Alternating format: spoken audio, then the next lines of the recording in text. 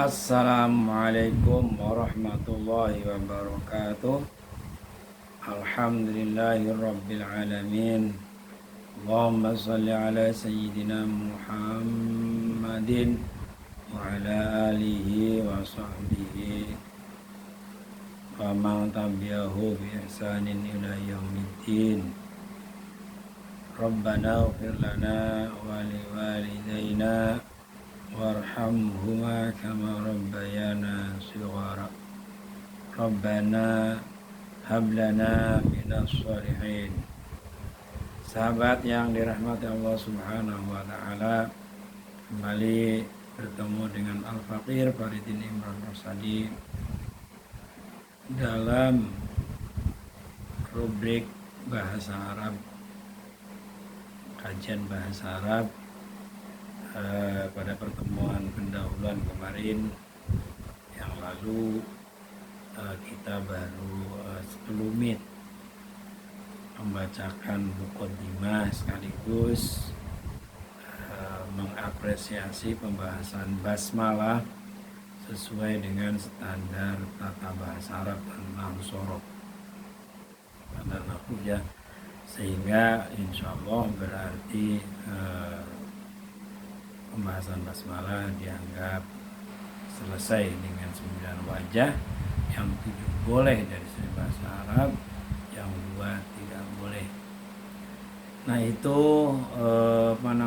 memang menarik sekali, sahabat yang dirahmati Allah Subhanahu wa taala. Sebelum juga memberikan penjelasan tentang kalam. Kalam itu dalam bahasa Arab, dalam bahasa Indonesia disebutnya kalimat. Contohnya, saya membeli buku, atau saya membaca buku, itu kan kalimat. Ada saya, ada membaca, ada buku. Subjek, predikat, objek. Sehingga dapat dipahami, itu namanya kalimat dalam bahasa Inggris, dalam bahasa Indonesia. Dalam bahasa Arab disebutnya adalah kalam. Nah, sebelum membahas tentang kalam, ada pengertian kalam dari berbagai disiplin ilmu. Yang pertama, pengertian kalam menurut ulama ahli bahasa. Kalam menurut ulama ahli bahasa ada kullu ma'afada, segala sesuatu yang mengandung faidah. Contoh plang, marka jalan. Contohnya kalau kita dari arah pasar Cibubur akan menuju arah ke Bogor atau ke Cililitan, kanan atau kiri, maka di situ di lampu merah itu ada tulisan kiri ke Bogor, kemudian yang ke kanan ke Cililitan atau Cawang.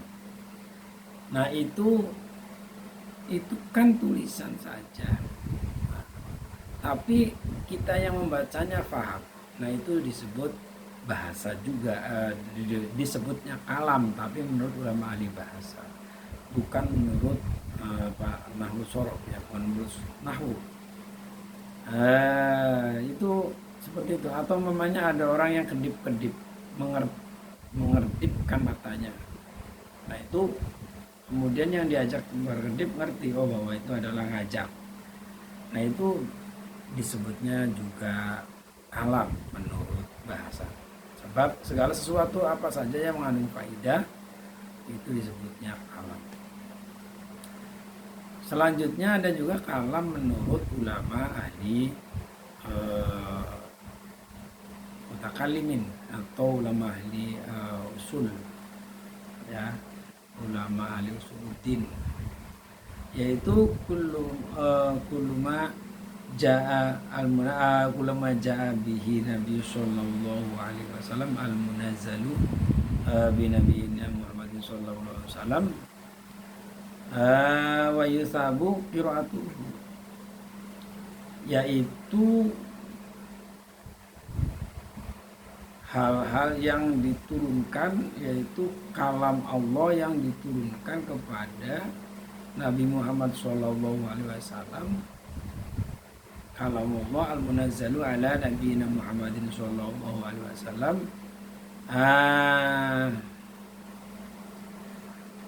yusabu qiraatuhu, yang mendapatkan pahala ketika dibacanya, yaitu Al-Quran. Al-Quran membaca Bismillahirrahmanirrahim, Alhamdulillahirabbil alamin, Arrahmanirrahim, Maliki yaumiddin, dan seterusnya. Itu dibaca mendapatkan pahala. Nah, itu juga kalam menurut ulama ahli usul atau mutakallimin. Ada lagi kalam menurut ulama ahli fikih. Kalam menurut ulama ahli fikih itu adalah ucapan yang dua huruf walaupun tidak dipahami. Kullu ma abdallah sholat, segala sesuatu yang mengakibatkan batalnya sholat. Nah, contohnya dua huruf tetapi tidak dapat dipahami. Contohnya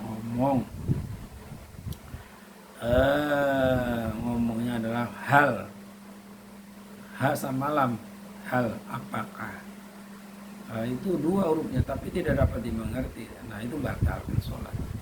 Atau ngomong lam, tidak, itu dua huruf tidak dapat dimengerti tapi membatalkan sholat.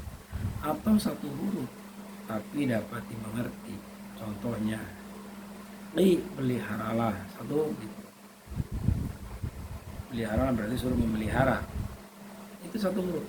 Nah, tapi dapat dipahami maka bisa membatalkan sholat. Atau tunaikanlah, orang yang diajak bicara paham maka itu membatalkan sholat. Nah, ini disebutnya kalam menurut ulama ahli fikih. Sahabat yang dirahmati Allah Subhanahu wa taala, tiga saja dari kalangan yang lain, dari bahasa, dari usul, kemudian dari fikih. Insyaallah kita lanjut kalam menurut ulama ahli nahwu, yaitu kajian kita. Bagaimana menurut ulama ahli nahwu? Kalam menurut ulama ahli nahwu adalah al-kalamu huwal lafdzul murakkabul mufidu bil wati. Kalam adalah atau kalimat dalam bahasa Inggris adalah lafaz yang tersusun, yang memberi faedah dan disengaja ngomongnya, disengaja mengucapkannya, disengaja, dan memakai bahasa Arab. Itu yang dinamakan kalam menurut ulama nahwu. Ya. Nah, sahabat yang dirahmati Allah Subhanahu wa taala, kita kan kebetulan bukan orang Arab ya. Apa sih yang dinamakan lafaz itu? Apa sih yang dinamakan murakkab itu? Apa sih yang dinamakan mufid itu dan wadho? Nah, ini insya Allah akan dibahas satu persatu supaya tergambar. Sahabat yang dirahmati Allah Subhanahu wa taala, yang dinamakan lafaz adalah huwa shautul mustamilu ala ba'di hurufil hijaiyati allati awwaluha al-alifu wa akhiruha al-ya wa kharajat min lisanil insani wa lahu ma'na.